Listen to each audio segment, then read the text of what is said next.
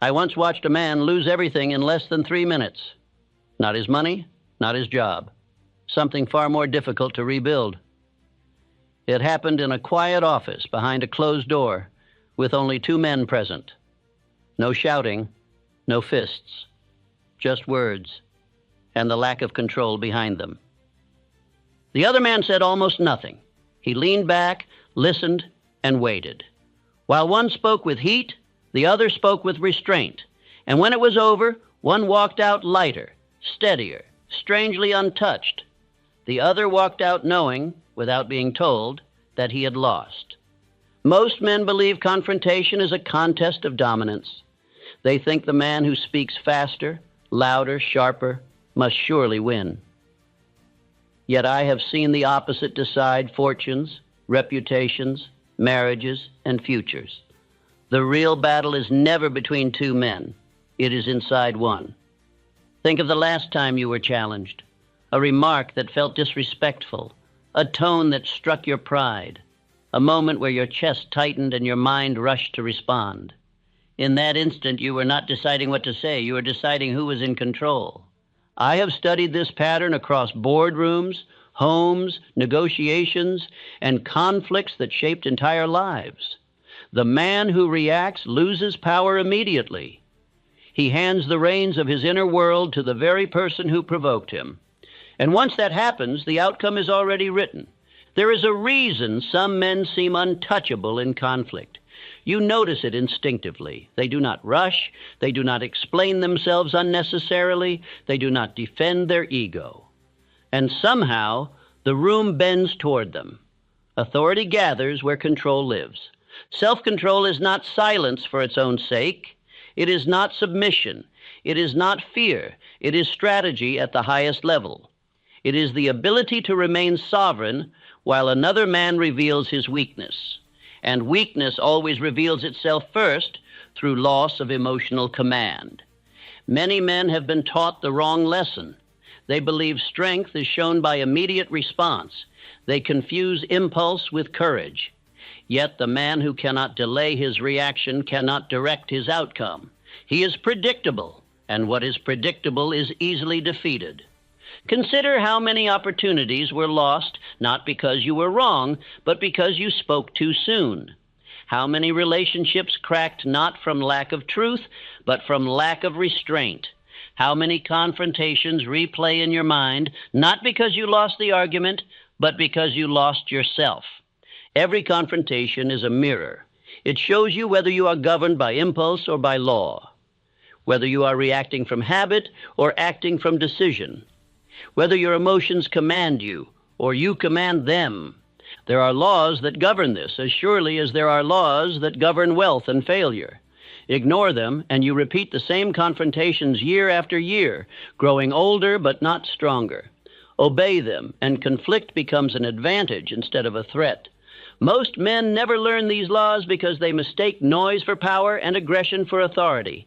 They chase the appearance of winning and sacrifice the substance of control, and life punishes that mistake without mercy. What you are about to hear are not tricks, phrases, or clever replies. They are laws of inner command, laws that determine who holds the upper ground when pressure appears, laws that allow you to walk into confrontation calm and walk out with your position strengthened. But understand this, these laws will expose you. They demand discipline. They require that you abandon the comfort of reaction for the mastery of restraint. They will not flatter your pride. They will strip it down and replace it with something far more effective. If you listen casually, nothing will change. You will nod, agree, and repeat the same conflicts in new forms. But if you listen as a man who intends to rule himself, these laws will follow you into every difficult conversation, every challenge, every moment of pressure. There is a reason some men rise while others argue, a reason some are respected without explanation, a reason some never need to prove themselves. That reason begins with self-control, and it ends with authority. The first law reveals why silence often wins before a word is spoken. The second explains why emotional restraint unsettles the aggressive. The third exposes how timing outweighs force. And each law tightens your command, one layer at a time. Do not rush ahead. This is not something to consume. It is something to absorb. Because once you understand these laws, confrontation will no longer feel dangerous. It will feel familiar. And familiarity is power. Listen as though your future reputation is at stake, because more often than men admit, it is. Law 1. The law of inner stillness. Every outward victory begins with inward silence. When a man governs his own emotions, he governs the entire situation. The first test in every confrontation is not of intelligence, but of composure. I have watched men lose fortunes, friendships, and years of progress in moments where their tongues ran faster than their reason. Yet I have also seen men of quiet restraint rise without struggle, for silence is the sign of one who has learned to command himself. You cannot hear opportunity when you are busy defending your pride. The man who rushes to prove himself reveals he doubts himself. The one who must explain his strength has already lost it. True mastery begins when the mind is no longer disturbed by every sound around it. The still mind sees angles the noisy mind cannot. It listens, it measures, and when it moves, its movement has meaning. I once knew a young clerk who served in a busy office of industry. He was intelligent, ambitious, and full of energy, but he lacked control. One morning, his superior corrected him sharply before several men. Pride flared, and he replied with equal sharpness. The room fell silent. His superior said nothing more, but 2 days later, another man sat at his desk. That man had witnessed the scene, said nothing, and returned to his work. Within months, he was promoted. The difference was not talent, it was stillness. That moment taught me that silence in the presence of provocation is not weakness, but strength in reserve. It is the difference between a spark and an explosion. A spark can be directed. An explosion cannot. Most men are destroyed not by their enemies, but by their inability to contain themselves. Inner stillness is not passivity. It is power waiting for its moment. Andrew Carnegie understood this better than most. When others argued, he would lean back, hands folded, and let them exhaust their certainty. He would then speak a few sentences, each measured and deliberate. The debate would end not by force, but by gravity. The room felt that he had seen farther, while others were blinded by their own voices. He ruled not by dominance, but by calm authority born of stillness. A single pause can save years of regret. A man's reputation can collapse in one uncontrolled moment. A harsh word once spoken cannot be recalled. A rash letter once sent cannot be erased. But silence has never destroyed a man. It has only revealed him. The power to withhold reaction is the power to reshape destiny. I tell you this truth, the man who can delay reaction has already changed his destiny. Every pause between impulse and response is a doorway to higher ground. Most men close that door by speaking too soon. They rush to fill silence because silence makes them uncomfortable. They mistake it for weakness, yet in truth, silence is a weapon forged by patience. It confuses those who thrive on reaction, for they cannot fight what does not respond. When I began my long study of success, I learned that stillness multiplies perception, while noise blinds judgment. The noisy man sees only the surface.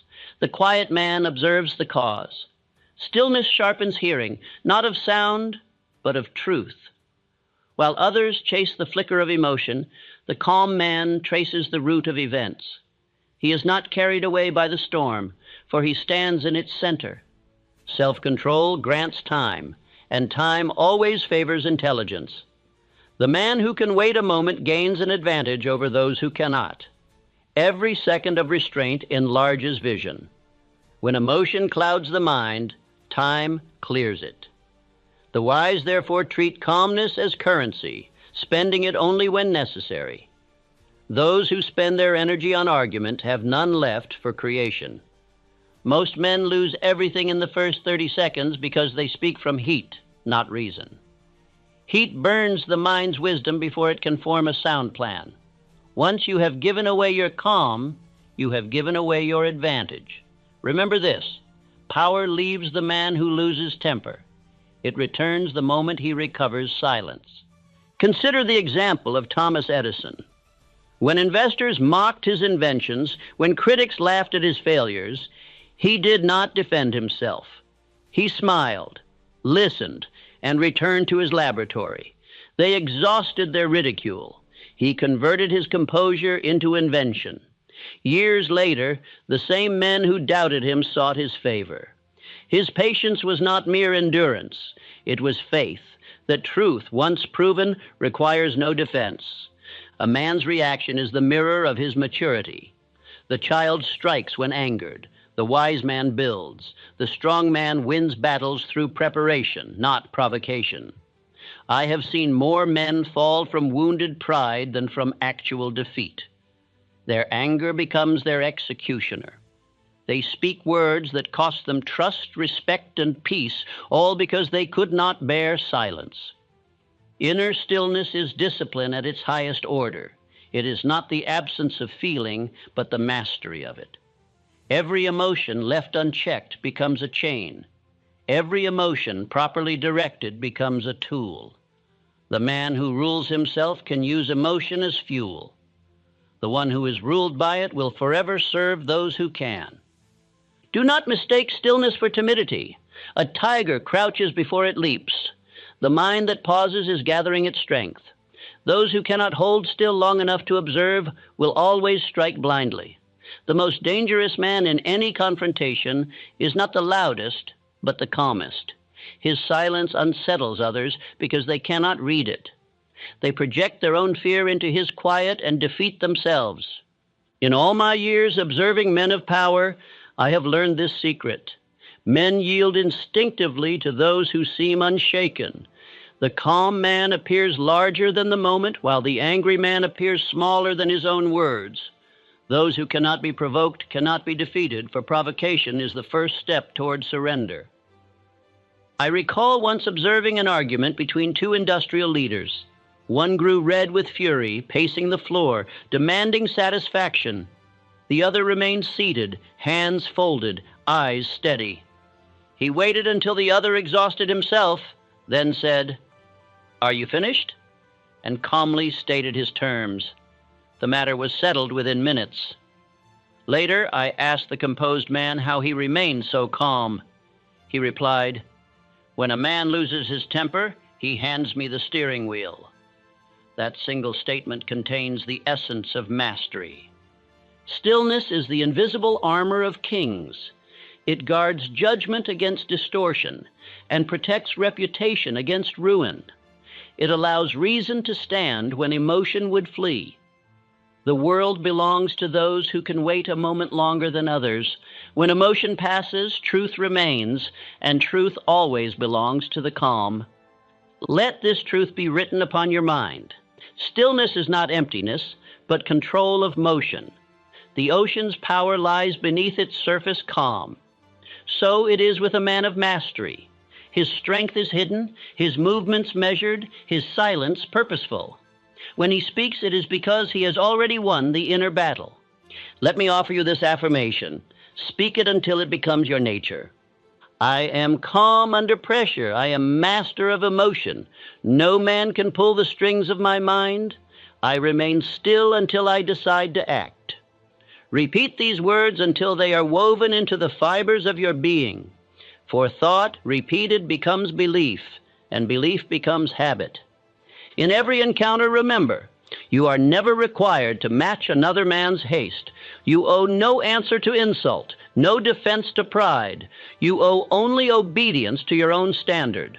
When another man loses control, do not join his downfall. Observe, think, and act only when your reason commands. Many years ago, I met an elderly gentleman who had served under several industrial magnates. I asked him what he had learned from witnessing so many leaders. He said, "The man who keeps his voice low when others shout will one day command those same voices." His words were simple, but they concealed an eternal law. Noise is temporary. Control endures. Stillness is the soil from which all mastery grows. Without it, your knowledge, courage, and purpose scatter like leaves in the wind. With it, even limited means can produce great results. For stillness channels thought, and thought directs power. The world may appear to reward the loud, but time always crowns the calm. Mark this truth. Anger can be imitated, but calm cannot. A man may pretend confidence, but he cannot fake stillness. It is earned through discipline, reflection, and mastery of thought. When you see a man who moves deliberately, who speaks sparingly, who listens more than he talks, you are seeing a man who has won the only war that matters, the war within. If you cultivate this stillness, others will begin to feel it. They will trust your judgment, follow your lead, and fear your disapproval, not because you demand it, but because your self-command demands respect. Your calmness will become your signature. People will say, "He cannot be shaken." That reputation is more valuable than any argument won in haste. I say to you now, master silence and you master the outcome. In every heated moment, remember that the man who reacts loses control of the field. The one who pauses owns it. Every confrontation is decided not by words, but by who remains still the longest. For stillness is the highest form of strategy. It allows time to serve you and emotion to serve your purpose. When the next challenge arises, do not rush to meet it. Observe it. Let others speak. Let them reveal themselves. In that quiet moment, you will know precisely what must be said and how and when. Then speak, but speak only once. Let your word carry the weight of calm authority. For calmness, once established, bends every storm to your will. This is the first law of self-control, the law of inner stillness. All strength begins here. Without this foundation, no other law can stand. The man who cannot remain still cannot direct power, cannot choose his reaction, cannot master fate. But the man who can, he saves years of turmoil, countless regrets, and wins battles others never knew were being fought. Remember always, master silence, and you master the outcome. Law 2. The law of delayed response. Every confrontation tempts a man to act immediately. The impulse to speak, defend, or strike back is one of life's most dangerous instincts. The average man mistakes reaction for strength and speed for wisdom. Yet greatness begins where urgency ends.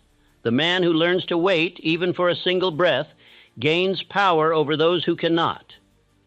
Delay is not hesitation. It is the deliberate pause of intelligence before action. Reaction is slavery. Response is command. The difference is one of control. A man who reacts belongs to the moment. A man who responds makes the moment belong to him.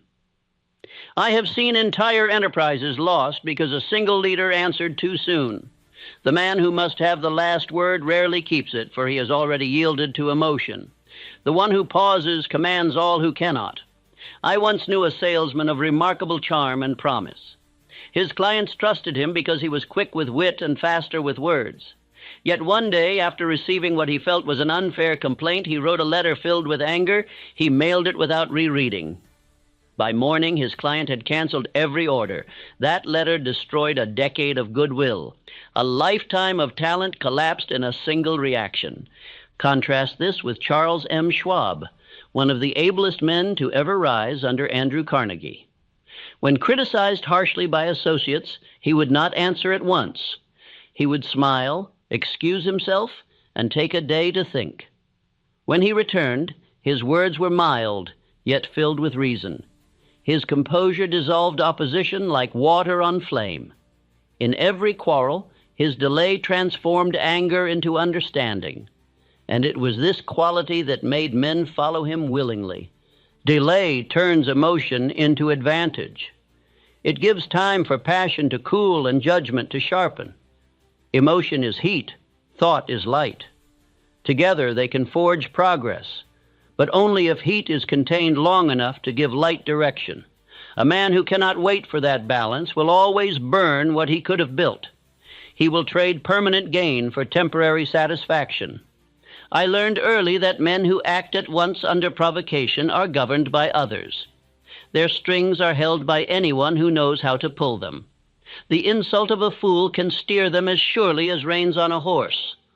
Only when you can stand unmoved before provocation have you earned the right to be called master of yourself. Think of Abraham Lincoln. He carried more criticism than any man of his age. Newspapers mocked him. Rivals betrayed him. Even his allies doubted him. Often he wrote letters of rage, brilliant, sharp, devastating in argument. But he never sent them. He would fold them, place them in a drawer, and sleep upon his thoughts. By morning, his anger had turned into insight. His restraint preserved alliances that later saved his nation. The world remembers his wisdom. It forgets his withheld fury. When you delay reaction, you transfer control from impulse to intelligence. The first moment after insult belongs to emotion. The second belongs to wisdom. He who lives only in the first will forever regret not reaching the second. It is in that second moment that greatness is born. I often tell my students that a moment of silence can alter the course of a life. I once met a man who told me he had nearly struck his business partner in anger during a disagreement. He stopped himself, left the room, and took a walk instead. When he returned, he found his partner ready to apologize. That single act of delay saved not only their company, but their friendship of 20 years. One pause accomplished what 1,000 words could not. Steel is shaped by heat, but tempered by cooling. So it is with a man's nature. Heat alone produces force, but without cooling, it produces fracture. The mind must learn to cool itself, for every man is tested by fire. The difference between a strong man and a shattered one lies in how long he can remain still before he acts. Repeat these words until they are carved into your habit. I do not react. I respond with purpose. I hold my fire until its aim is certain. These are not idle sentences. They are laws in motion. For what is repeated in thought becomes command over the subconscious, and the subconscious directs the body with perfect obedience. Speak them until the body obeys calm before it knows anger. When you delay, others reveal themselves. Impulsive men show their weakness by their haste. They talk too much, concede too much, and expose what they mean to hide. The patient man collects their words like tools. He learns their patterns, their fears, their true motives. Thus, while others waste energy displaying themselves, he quietly gathers power. I once witnessed a negotiation between two companies. One side entered the room full of fire and impatience. They interrupted, demanded, boasted of other offers. The opposing leader said little. He asked brief questions, listened, and took notes. Hours passed. By day's end, the impatient men had revealed every secret of their position. The quiet leader had given nothing. He won the contract not through brilliance, but through restraint. His silence had been strategy. His delay had been design. Men begin to respect what they cannot provoke. They call it mystery, but it is only discipline. When they cannot draw a reaction, they sense strength beyond their reach. They will either yield or align themselves with it. This is why calm men attract followers, and why leaders of nations are remembered not for their noise, but for their timing. Patience is not weakness. It is invisible strength. The river carves mountains not through force, but through persistence. The man who controls timing controls the terms of every exchange. He decides when to speak, when to act, and when to walk away. Every impulsive man becomes his servant without knowing it. When a man learns this law, he saves not only minutes, but years. The impulsive man spends decades repairing what he damaged in seconds. He apologizes, explains, and rebuilds what could have been preserved by one pause. The disciplined man builds forward while others rebuild backward. His restraint becomes compound interest upon his destiny. Do not misunderstand. There are moments when swift action is necessary, but those actions are born of preparation, not impulse. The man who trains his mind in calmness can act instantly because his decision was made long before emotion entered the scene. The soldier who stands firm under fire has already conquered fear in private. So too, the man who answers calmly has already fought the battle within before words were ever spoken. Men who live by reaction age quickly. Their days are filled with regret, their minds restless, their hearts burdened by what they wish they had not said. But the man of delayed response walks lightly. He carries no debris of regret, for he has learned that nothing must be said until it serves his purpose. Silence is not absence, it is choice. Let me tell you another story. A young entrepreneur once came to me for advice. He had quarreled with a financier who accused him unjustly. In anger, he intended to publish a letter exposing the man's faults. I told him, wait 1 week. Reluctantly, he agreed. Within that week, the financier was exposed by his own hand in another matter, and public opinion turned without a word from my student. Had you answered, I said, you would have shared in his disgrace. Delay had defended him better than eloquence ever could. To the untrained, waiting feels like defeat.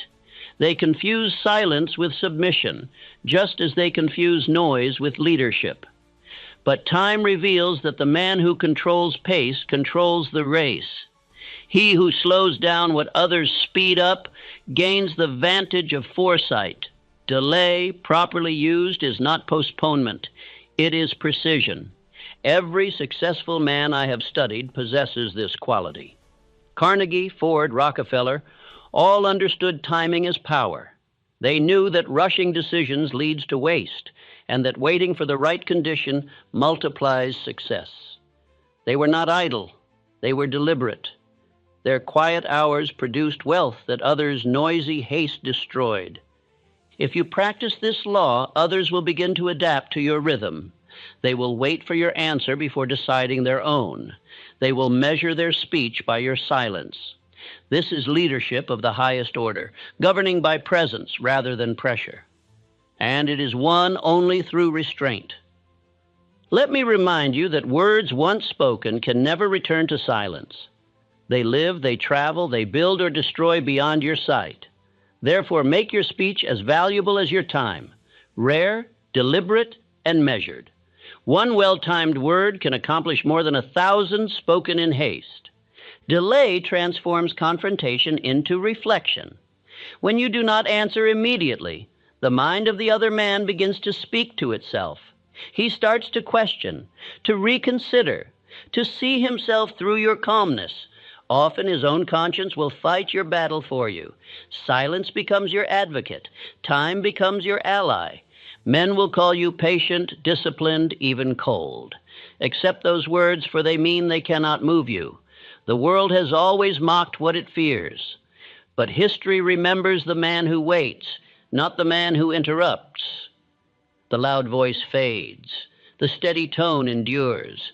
The man who controls timing controls the terms. He writes the invisible rules of every encounter. He knows that to rush is to obey the will of another, but to wait is to make the world adjust to his pace. That is the essence of sovereignty.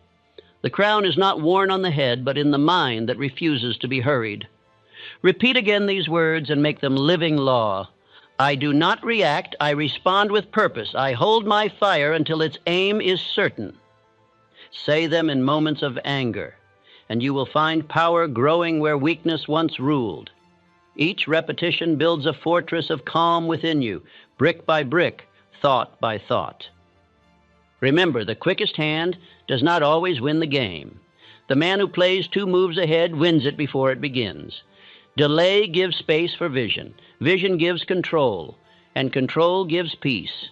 Those who obey this law save 10, 20, even 30 years of needless repair, for they no longer live at the mercy of every provocation. Let the world rush. You shall rule by rhythm. Let others demand immediate answers. You shall provide decisive ones. Let others burn their chances in heat. You shall forge yours in patience.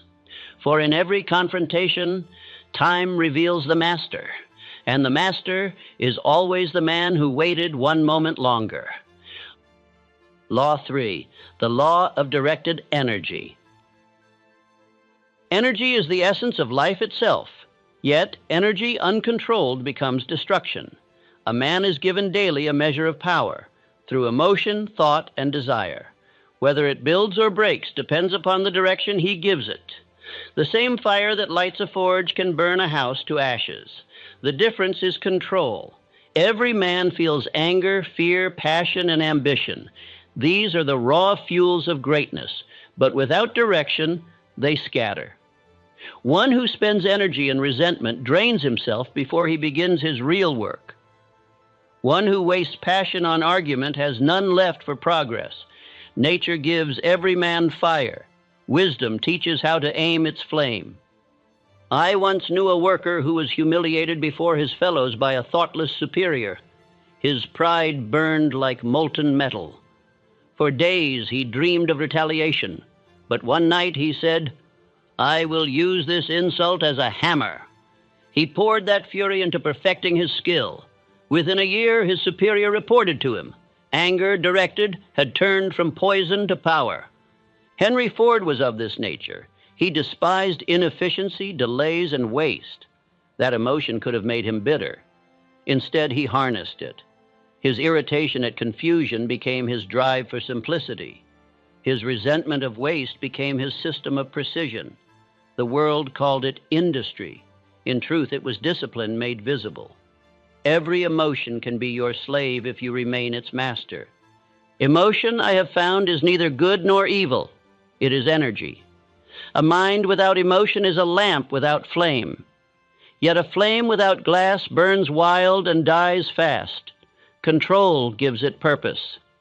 The undisciplined man scatters energy in many directions. The disciplined man concentrates it on one chief aim. That focus creates miracles. Thomas Edison failed more than 1,000 times before success greeted him. Many men would have turned disappointment into despair. Edison turned it into fuel. Each failure added pressure behind his purpose. His energy was not wasted in complaint.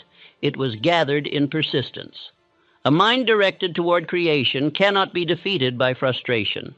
There is no greater tragedy than a man who feels deeply but acts without aim. He fights everyone and accomplishes nothing. He confuses motion with progress. His heart is strong, but his mind is without a map. And so his passion burns him instead of warming him. I tell you, every feeling contains fuel. Anger, when directed toward justice, builds. Sorrow, when directed toward growth, enlightens. Desire, when directed toward purpose, enriches. Even fear, properly used, becomes caution and clarity. The mind must become the dynamo that channels emotion into achievement. In my own study, I discovered that those who reach greatness are not those who never feel emotion, but those who never serve it. They feel everything, yet obey nothing but their purpose. They have learned that control does not kill emotion. It crowns it. It gives power shape.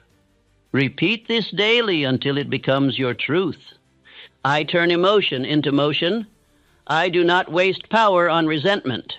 Every feeling becomes fuel for my purpose. Speak these words each morning, for they remind the subconscious that emotion must serve, not rule. The world mistakes calm men for cold men. It does not see the furnace beneath their calm exterior. Their restraint is not lack of fire, it is perfection of control. Others burn out quickly, they endure. They do not reveal their power until it is needed, and when they act, the effect is extraordinary. Others will begin to notice your steadiness under provocation. They will wonder at your patience, your silence, your composure. They will not know that you are gathering energy while they are losing it. Men defer to those who cannot be moved. Your calmness will disturb the untrained, for they sense strength where they cannot see its source. Remember this: untrained emotion burns the very house it was meant to warm. Anger, unmanaged, poisons judgment. Jealousy blinds vision. Excitement without reason breeds disaster. The disciplined man does not suppress these energies. He transmutes them. He makes servants of his emotions, not masters. Andrew Carnegie himself began with little. He felt deep anger at the poverty around him. But he did not curse his fate. He resolved to build wealth not merely for himself, but as proof that poverty could be conquered. His youthful indignation became the foundation of industry. He learned early that energy, when harnessed to purpose, is the architect of destiny. The greatest waste on earth is human emotion left uncontrolled. It fills hospitals, ruins businesses, destroys families, and breeds regret. Yet the same emotion, disciplined and turned toward a definite aim, builds empires, discovers inventions, and writes symphonies. The power is neutral. The direction determines destiny. If you wish to know your future, look at where your energy flows. Are you feeding resentment or building a plan? Are you nursing wounds or forging tools? The law of directed energy will not forgive waste. It multiplies whatever you give it, either progress or destruction. When you feel anger rise, do not suppress it, redirect it. When sadness comes, turn it to reflection. When envy stings, let it become inspiration. Every emotion is raw material. Only the craftsman knows what to make of it. Mark this: the man who controls his emotion controls his fate. The man who wastes emotion on reaction remains a slave. For life will never cease to provoke, but provocation loses power when energy is trained. Power is not loud. Power is focus. Power is direction. And that is the third law of self-control. All power begins with emotion harnessed to purpose. Law 4, the law of invisible advantage. There exists a kind of power unseen by the eye and yet felt by all who encounter it. It is the advantage that belongs to the calm, the silent, the self-controlled. While others lose temper and reveal weakness, the composed man gains knowledge, opportunity, and control. Self-control grants unseen leverage in every encounter. I have witnessed it countless times. The man who grows loud loses his position, for noise exposes him. The man who grows still gains ground, for silence conceals his depth. When others lose temper, they lose perspective. In the heat of emotion, men reveal their intentions, their fears, their entire strategy. The calm observer collects their secrets without asking a question. In every heated exchange, the cool mind becomes the observer, and the observer controls the board. Conflict blinds the impulsive, but illuminates the disciplined. The man who listens learns more in 5 minutes than the angry man learns in 5 years. Restraint is not absence of will. It is intelligence and command. I once observed a young negotiator faced with competitors far older and louder. They argued with one another so violently that they forgot the purpose of the meeting. He remained silent, taking notes, studying every word. Within weeks, he proposed a plan that used their own arguments to his advantage. His calm had been his spy, their emotion, their confession. J. Ogden Armour was of similar mind. When his rivals argued over the price of acquisition, he said little. He let them exhaust themselves in vanity. Their quarrel ruined the deal. Days later, he bought the same assets for half their price. Their anger was his profit. The calm man gains what the impulsive man spends. Restraint makes others overconfident. They mistake your silence for uncertainty, and in their pride, they expose themselves. They underestimate the man who does not compete for attention. Yet in every contest, the unseen strength wins. Emotion is noise. Control is clarity. I tell you now, the man who remains calm becomes unpredictable, and unpredictability is power. The angry man can be steered, for his reactions are known. The composed man cannot, for his stillness conceals direction. That mystery draws respect, even fear, from those who cannot read him. In a storm, the sailor who fights the wind capsizes. The one who waits for its turn sails forward. Life's winds of conflict are no different. The wise do not fight every gust. They wait for the shift, then move with it. The fool spends his energy battling what could have carried him. Repeat this truth in thought and deed. My calm confuses the impulsive. My patience disarms aggression. My composure is my weapon. Say it until you feel its reality, for composure is indeed a weapon, silent, invisible, decisive. Every word withheld adds weight to those you finally speak. The man who talks less is heard more, for people lean in to catch what he chooses to reveal.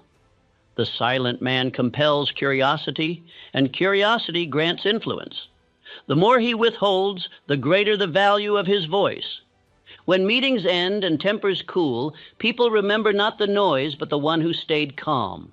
They recall the man who smiled when others shouted.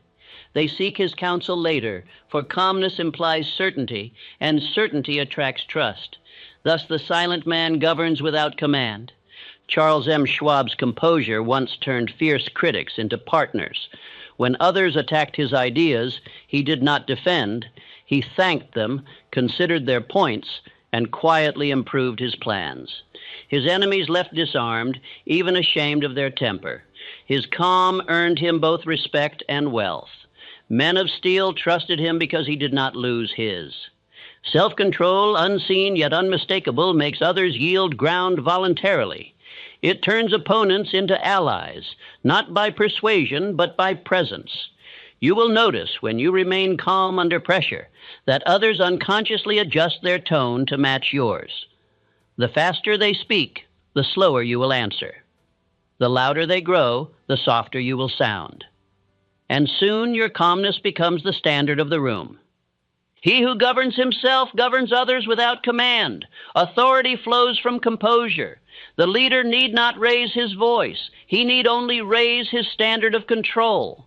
Men sense instinctively that one who governs himself can govern circumstance. They follow not his words, but his steadiness. This law cannot be faked. Pretended calmness crumbles at the first blow. True calmness is the fruit of practice, the daily discipline of measured thought, controlled breath, deliberate action. It is not a trick of behavior, but a habit of being.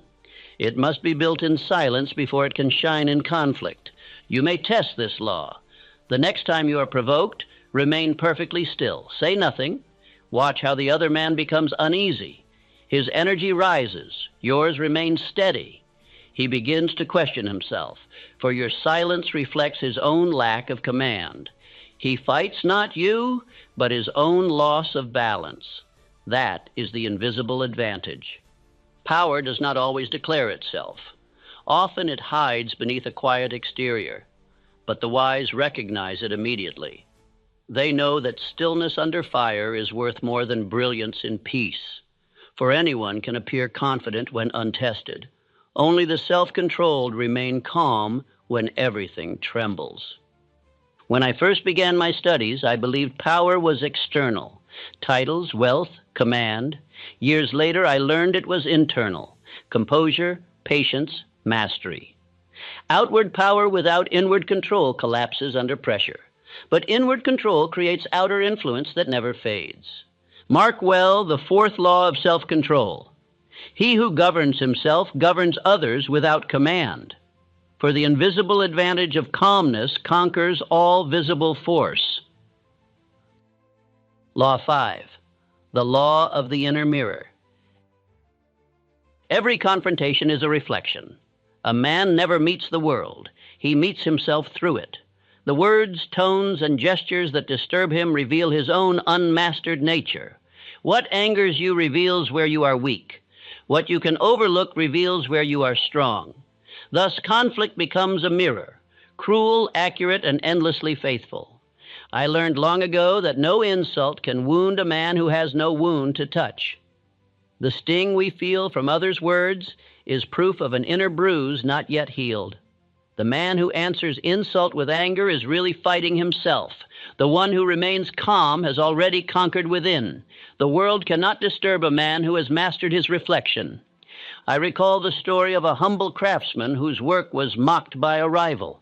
He smiled and said, "My creation will answer you in time." And it did. His patient labor stood while his critics' pride collapsed. The wise man uses conflict not to strike others, but to reveal the flaws still hiding within himself.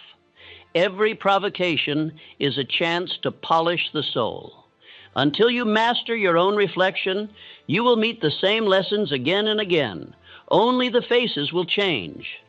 I have seen men quarrel with new partners, new friends, new employers, believing their misfortune followed them, when in truth it was only their own temperament returning in different forms. The outer world simply mirrors the inner. I once counseled a leader who lived in constant anger. He believed his subordinates disrespected him, his peers conspired against him, and fate singled him out. But when we examined his conduct, he discovered his anger was not toward them, but toward himself, his inconsistency, his self-betrayal. Once he corrected his discipline, his world became calm. His enemies vanished, not because they changed, but because he did. Henry Ford possessed this mastery. He faced ridicule from engineers, financiers, and newspapers.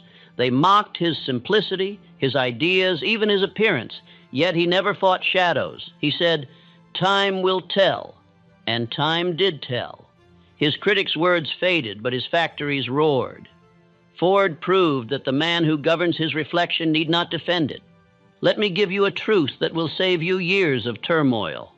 No man's opinion of you can harm you unless it matches your own doubt. If you have conquered self-doubt, insult becomes harmless. The arrow of criticism strikes only where the armor of faith is thin. Strengthen faith, and words cannot wound. Repeat this until it becomes instinct. I do not fight shadows. I master the man in the mirror. Every insult teaches me where I must grow stronger. Every repetition polishes the mirror. Every act of restraint cleanses the glass of your perception. And with every step, you see the world as it is, not as your fear distorts it. Self-control is inner correction disguised as outer composure. The calm man is not cold. He is honest with himself. He has looked into the mirror long enough to know his own weaknesses, and therefore others cannot use them against him. The proud man hides his flaws. The wise man studies them until they lose power. Thomas Edison once said that ridicule was proof he was ahead of his time. That remark alone reveals mastery. He understood that the world's judgment is rarely about truth. It is about the comfort men feel when you conform. Those who disturb the ordinary invite criticism, but also greatness. Each time you hold your reaction, you polish the mirror. Each outburst clouds it again. If your vision of yourself is blurred by anger, you will strike where you should have learned. But if your vision is clear, you will rise where others stumble. Peace in conflict is the final proof that the inner man has matured. The man who observes himself in conflict evolves faster than the man who defends himself. Self-observation is the highest discipline, for it demands honesty beyond pride. It is not enough to win arguments. You must win yourself. For every quarrel outward hides a quarrel inward, waiting to be resolved. This is the fifth law of self-control, the law of the inner mirror. The world cannot disturb a man who has mastered his reflection. Law 6, the law of strategic withdrawal. True strength often appears as retreat. The untrained call it weakness, but wisdom knows it as mastery. The man who can walk away wins twice, first over the situation and second over himself. Pride keeps men in battles long after reason advises withdrawal. But pride has never built anything enduring. I once knew two business partners. One was consumed with proving his importance, the other cared only for progress. The first stayed locked in quarrels. The second walked away, started anew, and built a greater fortune.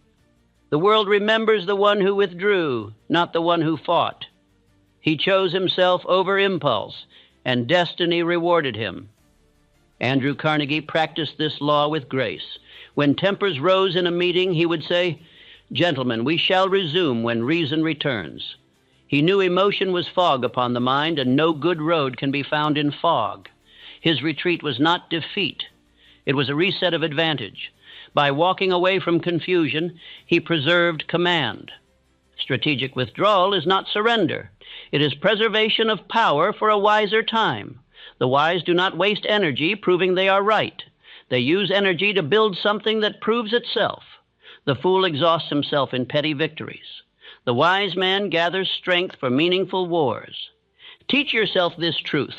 Life's greatest opportunities appear after you release the need to win every skirmish. Many men have lost kingdoms defending small castles of pride. He who knows when to withdraw keeps his resources, his dignity, and his freedom to strike again when the field favors him. Say this aloud when tempted to fight for ego's sake. I do not chase small victories. I withdraw with dignity and return with strategy. Let this be your code. The impulse to prove is the enemy of progress. Those who cannot step back will be pushed back by life itself. Many ruin lifelong relations by insisting on the last word. They win arguments and lose allies. The last word belongs not to the loudest, but to the most enduring. It is written by time, not tongue. The man who walks away calmly leaves his words to history, and history speaks more kindly of restraint than rage. John D. Rockefeller was such a man. He built alliances by ignoring insults. When rivals mocked him, he smiled and said, "We shall see." While they raged, he planned. While they shouted, he expanded. When they tired, he bought them. The world called him ruthless, but his ruthlessness was discipline disguised as patience. A man measured by silence and timing will always appear larger than one measured by noise. Those who can withdraw at will inspire respect, for they cannot be cornered. The opponent who cannot draw you in begins to fear your stillness. That fear becomes your invisible armor. A lion does not answer barking dogs. He saves his roar for the hunt. Do not waste your strength on those beneath your purpose. Every man must decide whether he will spend his energy proving his pride or preserving his destiny. Choose destiny, and you will always walk away richer. Control means choosing your battle and choosing yourself over impulse. That is the sixth law of self-control, the law of strategic withdrawal. The power to step away is greater than the power to strike. Law 7, the law of supreme mastery. The final proof of self-control is quiet authority. The man who commands himself commands fate itself.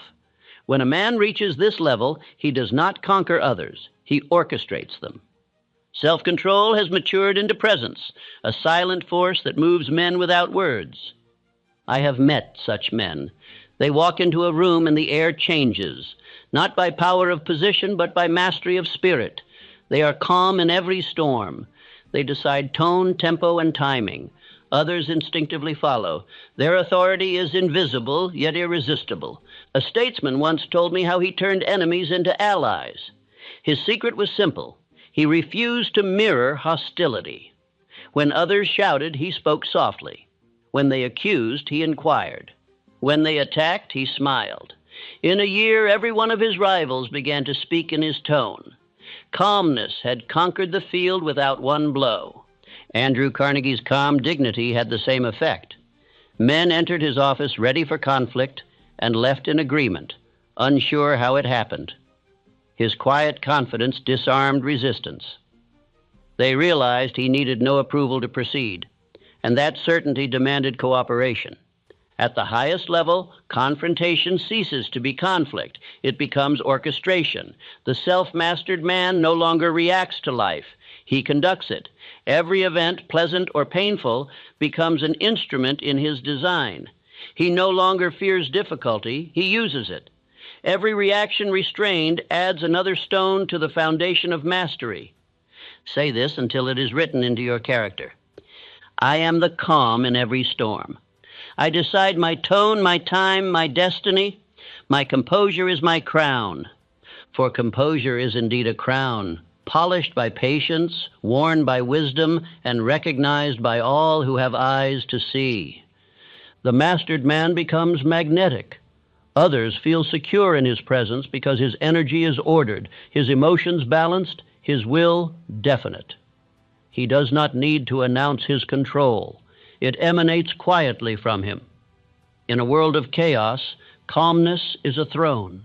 Success, wealth, and influence follow men who radiate calm power, not noise. Look through history. Ford, Edison, Lincoln.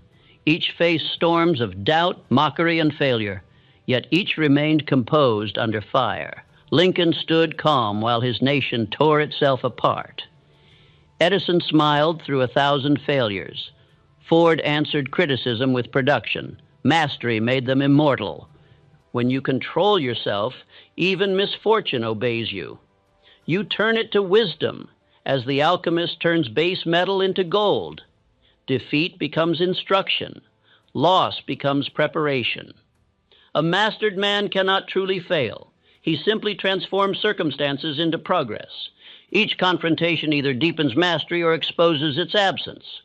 The undisciplined repeat the same mistakes for decades. The disciplined learn once and ascend. Those who practice these laws save decades of error, regret, and repair. They move forward while others circle their emotions endlessly. The impulsive man spends 30 years apologizing for 10 seconds of temper. The disciplined man avoids those 10 seconds entirely and gains those 30 years for creation. That is how mastery saves time, fortune, and peace. Now I tell you plainly, this is how you save 10, 20, even 30 years of your life, by mastering control before pain must teach it through repetition. For every uncontrolled reaction invites years of correction. Every restrained reaction adds years of freedom. To win any confrontation, win yourself first. All outer battles are shadows of the inner. The man who has conquered within cannot be conquered without. Now speak this final affirmation with the conviction of a sovereign mind. I am steady, I am silent, I am master of myself. No man commands me but the man within. I walk calm through every storm, and I decide how every battle ends. When this truth becomes the rhythm of your thought, your presence will change.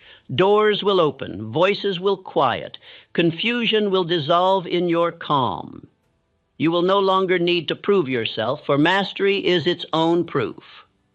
Do not close with applause or comfort, close with awareness. These 7 laws are not lessons to memorize, but disciplines to embody. The world cannot defeat a man who cannot be provoked. Those who obey these laws rise quietly, lead naturally, and win without noise. Thus ends the final law, the law of supreme mastery, and with it the secret of winning any confrontation, not by argument, not by pride, but by self-command. For once a man commands himself, every door, every relationship, and every destiny bends in his favor.